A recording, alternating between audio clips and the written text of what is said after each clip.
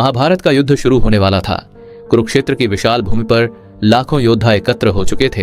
युद्ध के लिए मैदान को समतल करना आवश्यक था, इसलिए बड़े बड़े हाथियों को बुलाया गया। हाथी अपने भारी पैरों से जमीन को समतल कर रहे थे और रास्ते में आने वाले सभी पेड़ों को उखाड़कर फेंक रहे थे। उसी मैदान में एक पेड़ पर एक छोटी सी गोरैया ने अपना घोंसला बनाया हुआ था। उस घोंसले में उसके 4 नन्हे बच्चे थे जो अभी अभी पैदा हुए थे। जब हाथियों ने उस पेड़ को उखाड़ा तो वह पेड़ भी जमीन पर गिर पड़ा। गोरैया का घोंसला भी उसी के साथ नीचे आ गया। गोरैया बहुत चिंतित हो गई। वह सोचने लगी, 2 दिन बाद महाभारत का भयंकर युद्ध शुरू होगा। इतने सारे सैनिक, रथ, हाथी और घोड़े यहाँ आएंगे। ऐसे में मैं और मेरे छोटे छोटे बच्चे कैसे बचेंगे? निश्चित ही हम सब मारे जाएंगे। वह दुखी होकर उसी उखड़े हुए पेड़ के पास बैठ गई। तभी उसने देखा कि सामने से भगवान श्री कृष्ण और अर्जुन युद्ध भूमि का निरीक्षण करते हुए आ रहे हैं। गोरैया तुरंत उड़कर उनके पास गई और विनती करते हुए बोली, हे कृष्ण, आप तो भगवान हैं, अब आप ही मुझे और मेरे बच्चों को बचा सकते हैं। 2 दिन बाद युद्ध शुरू हो जाएगा और हम सब मारे जाएंगे।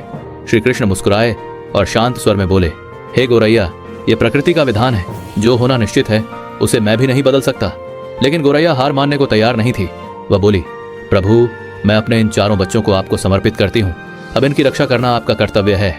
गोरैया की सच्ची प्रार्थना सुनकर श्री कृष्ण कुछ क्षण के लिए सोच में पड़ गए। फिर उन्होंने कहा, ठीक है, एक काम करो, युद्ध 2 दिन बाद शुरू होगा। तब तक तुम अपने और अपने बच्चों के लिए 3 सप्ताह के भोजन की व्यवस्था कर लो। गोरैया ने कहा, ठीक है प्रभु, मैं ऐसा ही करती हूँ। 2 दिन बाद श्री कृष्ण ने शंखनाद किया और महाभारत का भयंकर युद्ध शुरू हो गया।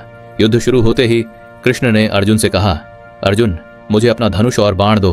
अर्जुन आश्चर्य से बोले, प्रभु, आपने तो युद्ध में शस्त्र न उठाने की प्रतिज्ञा की है, फिर आप धनुष बाण का क्या करेंगे? कृष्ण मुस्कुराए और बोले, तुम बस मुझे दे दो। अर्जुन ने धनुष और बाण कृष्ण को दे दिया। कृष्ण ने दूर खड़े एक विशाल हाथी की ओर निशाना साधा। उस हाथी के गले में एक बड़ी सी घंटी बंधी हुई थी। कृष्ण ने बाण छोड़ा और बाण जाकर सीधे उस घंटी पर लगा। घंटी टूटकर जमीन पर गिर गई। इसके बाद महाभारत का भीषण युद्ध शुरू हो गया। यह युद्ध 18 दिनों तक चलता रहा। इस युद्ध में लाखों सैनिक मारे गए, रथ टूट गए, हाथी और घोड़े गिर पड़े। अंत में पांडवों की विजय हुई।